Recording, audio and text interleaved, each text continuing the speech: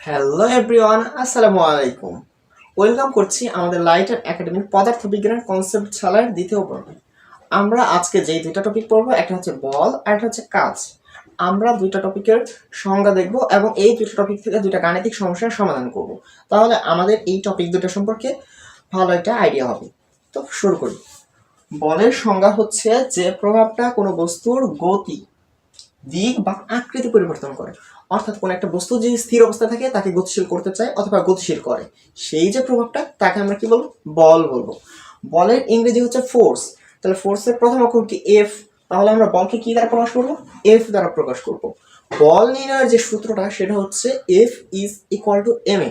অর্থাৎ তাহলে আমি সূত্রটা লিখি, F is equal to M A. M দ্বারা বোঝায় যে বস্তুর উপর বলটা প্রয়োগ করা হলো সেই বস্তুটার ভর, আর এ দ্বারা বোঝায়, আমরা গত ক্লাসে পড়েছিলাম যে এ হচ্ছে বস্তুর ত্বরণ। অর্থাৎ বলের পরিবর্তনের কারণে, বল প্রয়োগ করার কারণে বস্তুর গতির যে পরিবর্তন হলো, অর্থাৎ বেগের যে পরিবর্তন হলো, তার হারকে আমরা কি বলি? ত্বরণ বলি। তাহলে বস্তুর ভর এবং ত্বরণ গুণ করলে যে জিনিসটা পাবো সেটাকে আমরা কি বলবো? বল বলবো। আমরা এখানে গাণিতিক সমস্যাটা দেখি। বলতেছে যে 5 কেজি ভরের বস্তুর ত্বরণ 2 মিটার পার সেকেন্ড হয়। তাহলে বল কত? তাহলে তো ভর কত? 5 কেজি এবং ত্বরণ কত? 2 মিটার পার সেকেন্ড স্কয়ার। তাহলে দেখো তো, ভর বসে 5 এবং ত্বরণ কত? 2। তাহলে আমরা যদি গুণ করি 5 দুগুণে 10, তাহলে বলের মান কত? 10। এখানে আমাদের একক লাগবে। দেখো তো, এইখানে বলের ভরের একক কি? কেজি, আর ত্বরণের একক কি? Metre per second square.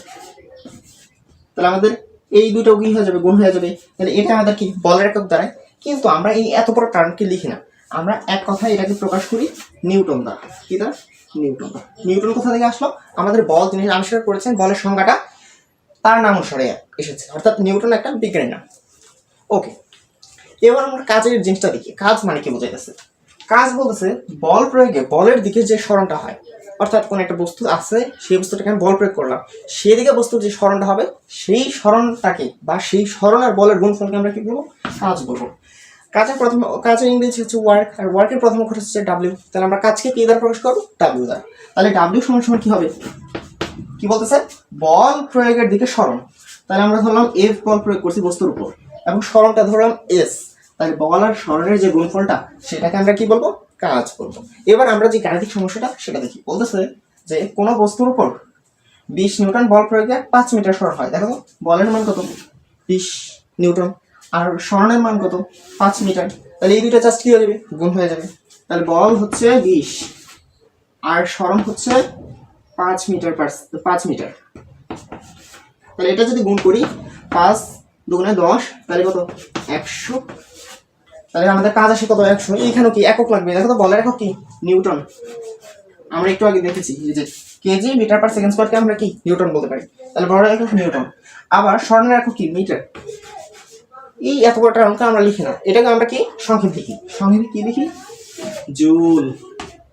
হ্যাঁ, নিশ্চয়ই এবার আইডিয়া করতে পারতেছো। তাহলে কাজ যিনি আবিষ্কার করেছেন, কাজের সংজ্ঞা, সেই বিজ্ঞানের নাম কি? জুল। তার অনুসারে কাজের যে এককটা সেটা আমরা জুল বলি। আশা করি পদার্থ বিজ্ঞানের খুবই একদম সুপার হট টপিক বল এবং কাজের সহজ সংজ্ঞা এবং যে সাধারণ একদম সিম্পল গাণিতিক অঙ্কগুলো, সেই অঙ্ক দুটা বুঝতে পারছি। সকলকে ধন্যবাদ লাইট অ্যান্ড একাডেমির সঙ্গে এতক্ষণ থাকার জন্য।